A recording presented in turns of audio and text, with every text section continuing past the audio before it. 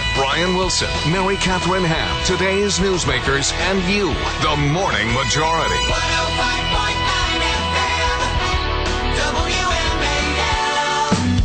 7:37 on the Morning Majority.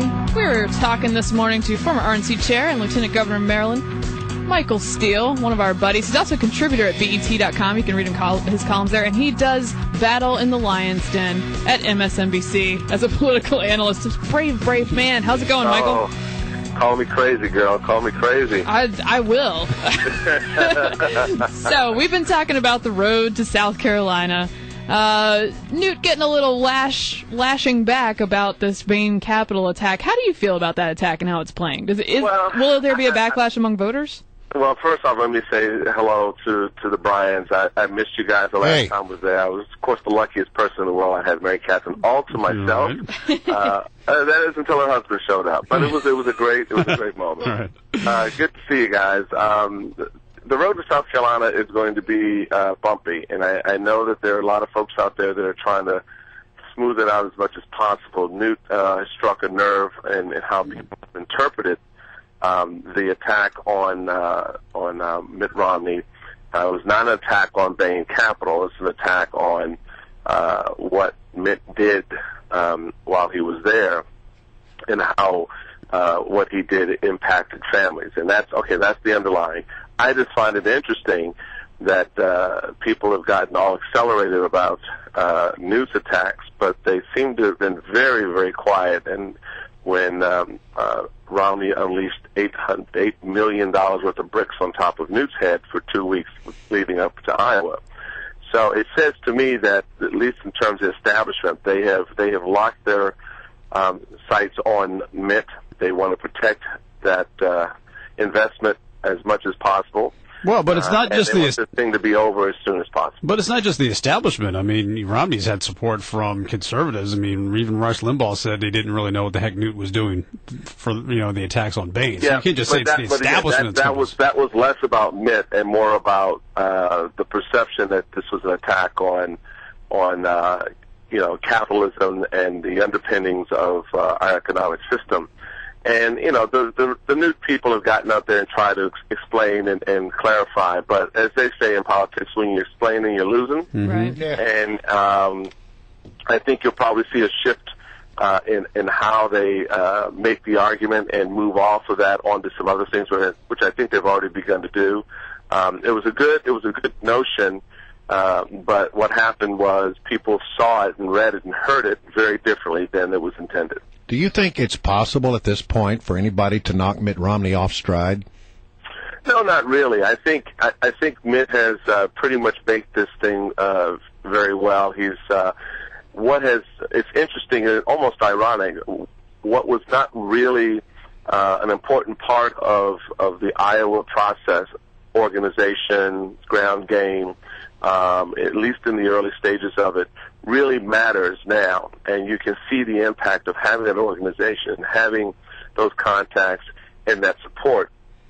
And that's what's really kind of sustaining. People are kind of coming to the idea that everyone's talked about for 6 months, that, Mitt is the inevitable nominee. Okay, let's everybody come together. But, a funny thing happened on the way to South Carolina. Mr. Perry started talking about vulture capitalism. And Newt started slapping back on his tenure at Bain. And a lot of people felt that investment that they didn't want to make but felt they had to make was somehow threatened. And I think that's going to stay pretty much in place unless by some strange quirk, the voters in South Carolina and Florida come up with a very different plan. Well, here's my question. It seems to me some of the blame for not knocking Romney off lies with the other candidates who, until now, were not really landing punches on Mitt Romney. The one thing they have landed punches on is this Bain Capital thing, which doesn't sit well with me because it does sound like an attack from the left. And then I've read a bunch of South Carolina Republicans are asking, why hasn't anyone been talking about Romney Care? Now, that would be a hit, right? But do you think they're prepared to go that way in the debates this week? You have touched on one of the most interesting conundrums in recent politics. I don't know how, when everyone tells you the guy to your left or the guy to your right is the guy, that this is inevitably going to be his. So all the rest of you are just, plotted plants on the stage. So this backdrop is scenery to Mitt Romney, but you don't go after him. Pawlenty missed his shot. Yeah. And it just goes on from it. Started with Pawlenty and it goes on from there. No one would go after this guy. No one took the scissors or the fillet knife to his record in Massachusetts. And it is amazing that they have allowed him to build up that kind of resource in the minds of voters that is invaluable, and that is the perception that you're not going to be beaten. Yeah. And Obama did it against Hillary by running through 11 straight caucuses where Hillary did not challenge Barack, and coming out of these caucuses, he just kept pounding his chest saying, I'm the front runner, I'm the guy to beat, and everyone said, oh, yeah, I guess you are, because she didn't push back, she didn't compete in those caucuses. Similarly, no one's gone after Mitt Romney and his record on health care. Well, they've touched it here and there. They've Romney care this or Romney care that. But they've not really gone into the fact that in his bill that he signed in the law that he supported, that he included paying for abortions, that he included things that are anathema to conservatives, and that justify and verify that he is a Massachusetts moderate. That would have been the logic, but they never did it. Okay, I got to ask you another question, another topic. You're the former lieutenant governor of Maryland. Mm-hmm. The current governor of Maryland, Martin O'Malley, is talking about raising the flush tax, raising the gasoline tax, possibly raising the tax on millionaires and corporations. And the other day he laid out the possibility of actually increasing the sales tax again in the state of Maryland. What's going on in the state of Maryland? He has no idea what he's doing. He doesn't know how to manage the economy there. Maryland used to have one of the most recession-proof economies in the country because of the innate, the built-in resources of our university systems, et cetera. And Martin comes in the first year, he's in office, raises taxes, and he's going out the door doing the same thing.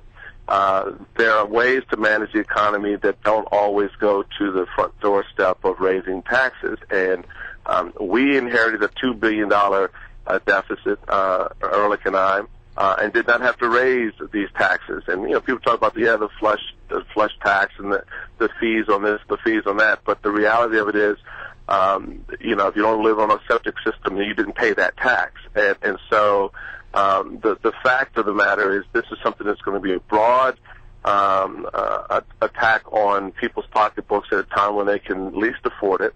I think it'll hurt the state more. We've already seen the erosion of individuals leaving the state because they can't afford to keep their businesses here. They can't afford to live here. I think it just makes it worse, and it sets up a real discussion in 2014 for the next governor about how you're going to manage this economy the right way instead of on the backs of the people. Right. And so hopefully the legislature will put a stop in it, but the Democrats control it. Yep. And so I don't want to hear anybody blaming Republicans. Nope, it's on them. It's definitely on them. All right. Mr. Lieutenant Governor, Mr. Former Chairman of the RNC, Michael Steele, it's always great to have you on the program. Appreciate it.